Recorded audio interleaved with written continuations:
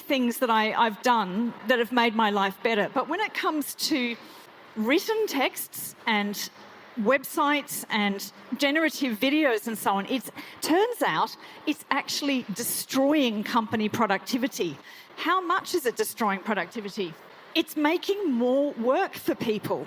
And one of the reasons is because it seems so simple that people are just, writing the thing and delivering it to a colleague who has to read it and realise that it doesn't make any sense. And actually, in my own work, I work as a journalist, but I also work as a researcher, and I do content strategies for people. This technology is making my life miserable. It has doubled and tripled my work because people are handing me material they think is nicely written. First of all, I can see it's AI. And secondly, it's never quite right, and it needs to be rewritten.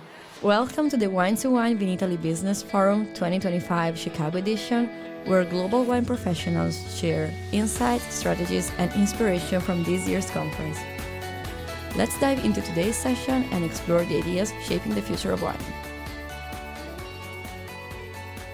Okay, down to the wire. The wine2wine Casa wine2wine is officially now reopened. Okay, Felicity, are you ready? I'm ready.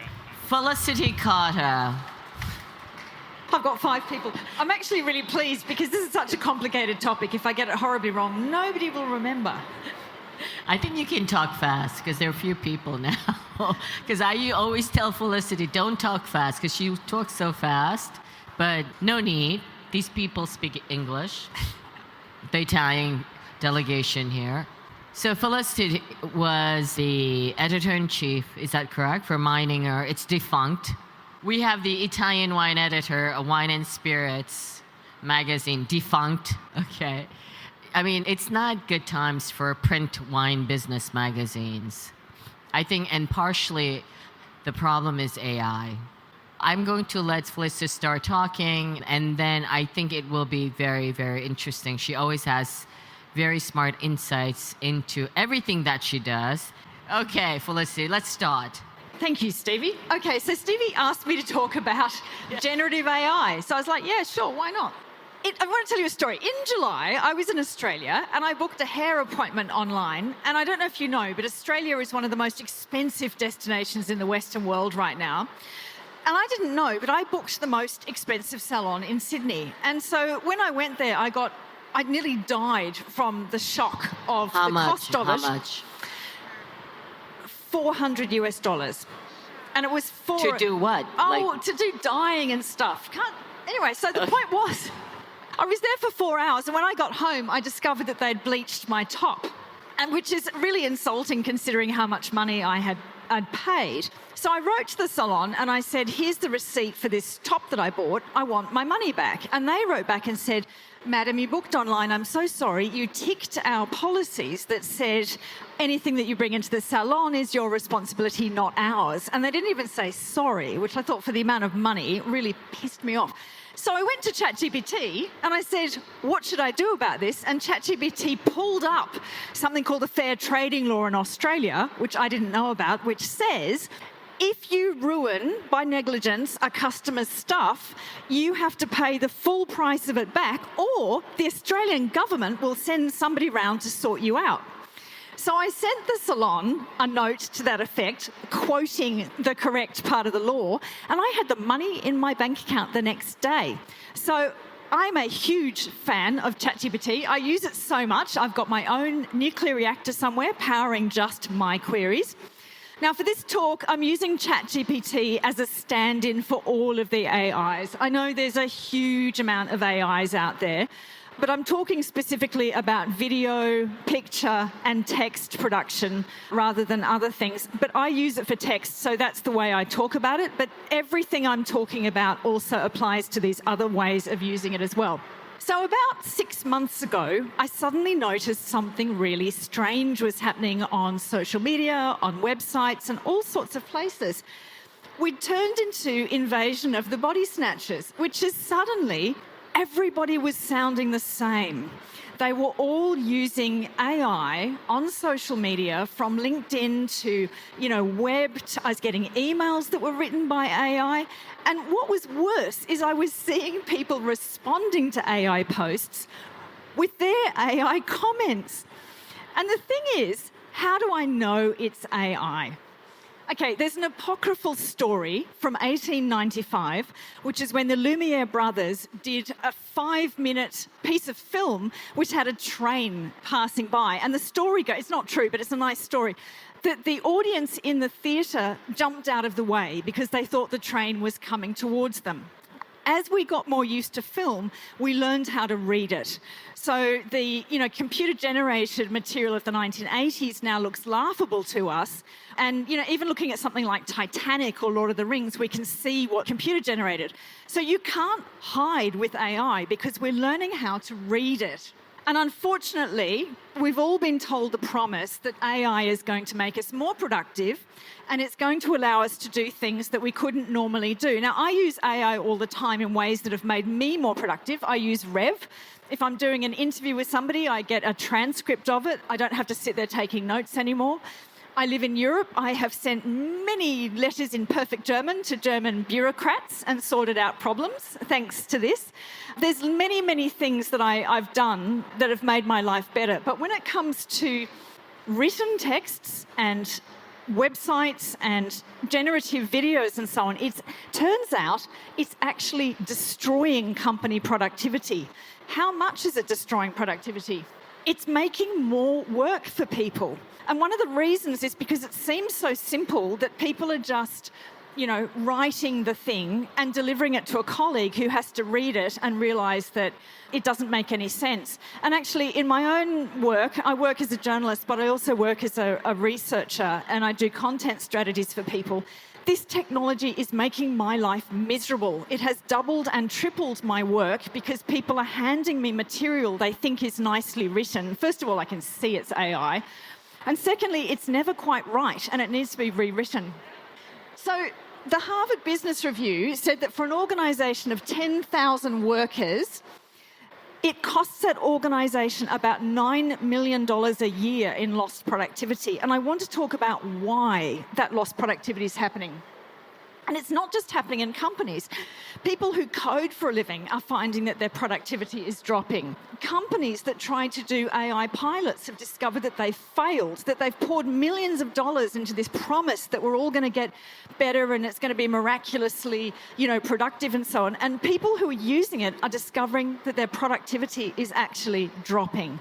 So I want to talk a little bit about why, because I've had to slog my way through some of this slop, which the Harvard Business Review calls work slop. And I'm coming to an understanding of just how destructive this technology can be depending on how you use it.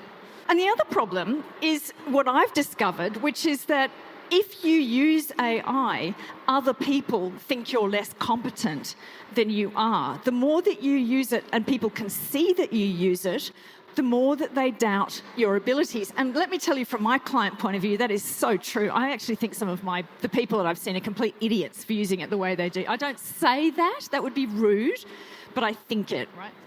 Okay, so AI slop has 4 basic causes. And the first one is this, the bell curve. It's how AI is trained. Now, all of the AIs have been trained differently, but most of them, they're language models. They've been trained on language. So some of the big ones like Anthropic and OpenAI have either bought books and journals or they've stolen them and just fed them in. And, the New York Times has a lawsuit against OpenAI for use of its articles. But mostly, these large language models only have access to what's on the internet. And what's on the internet is largely SEO copy and marketing copy, and until recently was comments from Reddit. And what they are is they're text and video and picture and code prediction models. So they look at what is available, and whatever has the most available is what they say, well, that's the right answer. So just say something like, you want to look up headaches.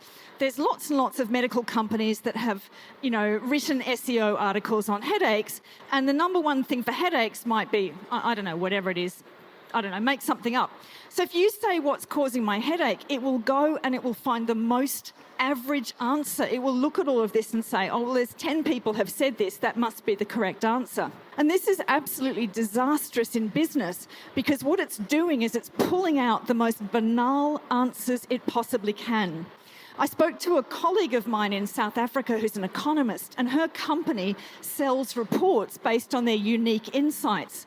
But what's happening is they've begun losing customers because customers take their insights, put them into something like Claude or Notebook LLM and say, summarize this for me. And what the AI does is it pulls out the things that most look like the training data, and it ignores the unusual and incisive insights. And so the customers go, why the hell am I paying for this shit? I knew all of that anyway. It's also a problem in things like Zoom. Like the AI will now take meeting notes. And once again, it defaults to the average. So whatever people have said in the meeting that is most like what everybody else says out there is what it will record. But if somebody quiet up the back comes up with a really unique and novel insight, the AI will overlook it because it doesn't have anything in its training data that looks similar. So anybody who's using this for social media or for marketing of any kind or to tell a wine story is ensuring that they are telling the most banal version of the wine story that it is possible to tell. And because it is an average predictive text machine, this is a problem that cannot be solved. Secondly, the guardrails. You've probably all read that, people have died from using AIs. People with mental problems have used it to encourage psychosis. Kids have used it in dangerous ways. People have actually died as a result of using these large language models. So what the LLMs are doing is they're programming everything to be as inoffensive and careful as possible. So another thing is they want to sell it for the most number of people and they don't know who the users are, so they have to be very careful about what they say. And this is another reason that the output you get, and again, I'm talking about whatever the output is you're looking for, not necessarily text, is going to be the most banal and forgettable version that it possibly can be. There's another problem as well, which is that because it's also polite and nice, it will always give you polite and nice text or videos or whatever. I'm going to just stop saying it. I'm just going to talk about text. The thing is, the way that our brains evolved, we like to think that we used to be an apex predator way back when, but actually we're a really scared person scurrying across the savannah because we've got no claws and teeth. So our brains evolved to spot danger. So if you give somebody a piece of output that doesn't have some level of tension or grit in there, the person literally cannot remember what was read or what was viewed. And the AI models are trained out of grit and tension because they don't want to upset anybody. So whatever you produce is actually, by design almost, completely forgettable. Then there's another problem. And I found this out when I was working on a document that a client of mine had done, where she was doing research, and she's very brilliant, and she got tired and she got the AI to complete her thought. So it was complete nonsense. And I sat there late at night trying to work out what she was thinking. And I realized, again, it's this problem of novelty. If something is genuinely new, there's nothing in the training data. So if you say, finish this off, it will come up with nonsense to patch over the gap. It's like saying, I need a brick wall built, and it hasn't seen those bricks, so it gives you Lego bricks. It's bricks, you can build a wall, but it's a nonsense answer to the problem. And finally, this isn't all of them, but the major ones, they're your servant. They're there to do what you tell them to do, which means they will never push back against you. So if you have completely stupid ideas, they will, which I know, many people do, me too, not often, I have to say, but if you have completely stupid ideas, the AI will just pick it up and run with it. There's nothing to stop it. And these reasons are the reason that productivity is actually declining in companies that use AI. So how do you get around the problem? Actually, an analyst in London told me this. Basically, treat AI like your enemy. And every time you put something into it, tell it to criticize you. Now, by design, it will flatter you all the time, so you have to keep telling it, don't flatter me, don't flatter me. And actually, I did it so often that eventually my AI said to me, you're such a smart person that you want to hear the truth. And I was like, oh. And I was like, oh no, it's flattering me again. You cannot stop doing it. But if you write a strategy document, or you write an article, or you write something and you put it in and you say, tell me what the problems are with this, you're my enemy, attack this, it will actually start to give you very good answers. And in fact, if you have people who annoy you, put their work into it and tell it to attack it. It is very satisfying. All right, so AI is excellent for some things. What is it good at? Automation. If you're doing social media or you're doing articles or whatever it is you're doing, or little videos or whatever, don't get the AI to do it because you'll come up with extremely boring, forgettable material.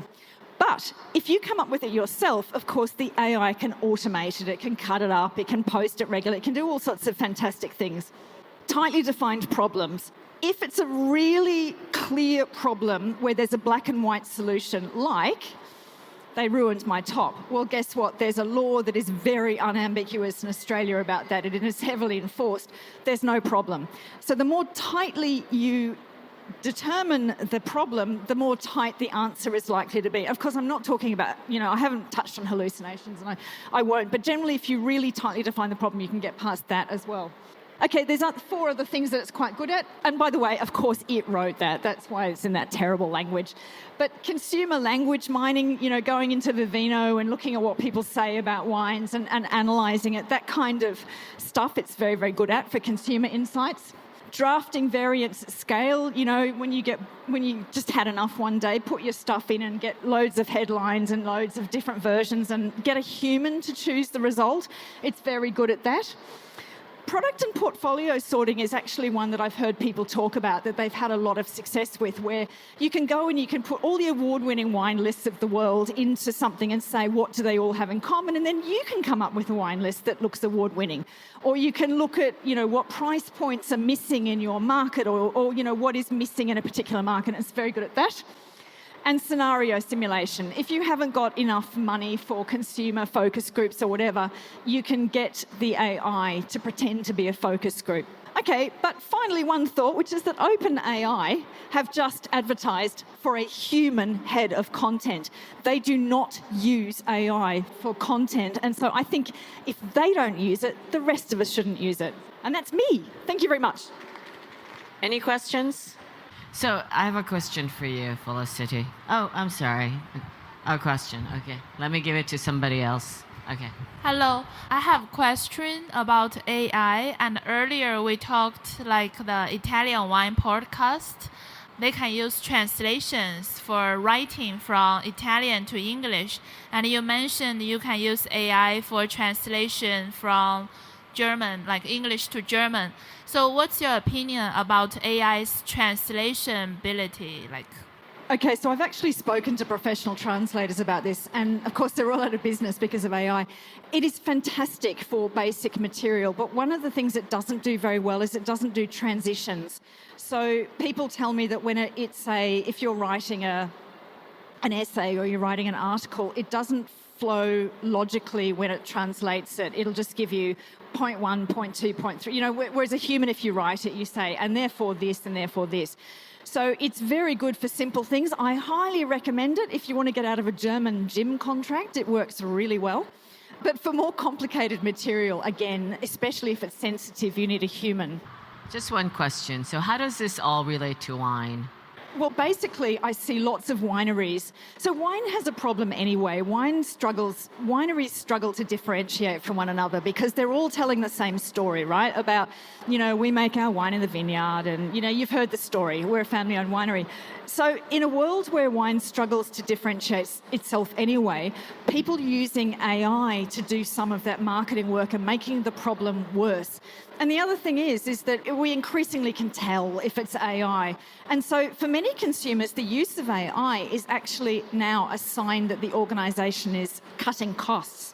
So if you use it as a distribution channel, as chopping up stuff and putting it out there is great, but if you use it to generate ideas and marketing and customer communications and worse, scripts are terrible, like sales scripts, a really awful way to use AI. Customers can tell, and they will mentally judge you. All of the research says people don't like people who use AI. Okay, alrighty. Thank you very much, Felicity Carter. Listen to the Italian Wine Podcast wherever you get your podcasts. We're on SoundCloud, Apple Podcasts, Spotify, Himalaya FM, and more. Don't forget to subscribe and rate the show. If you enjoy listening, please consider donating through ItalianWinePodcast.com. Any amount helps cover equipment, production, and publication costs. Until next time, chin chin.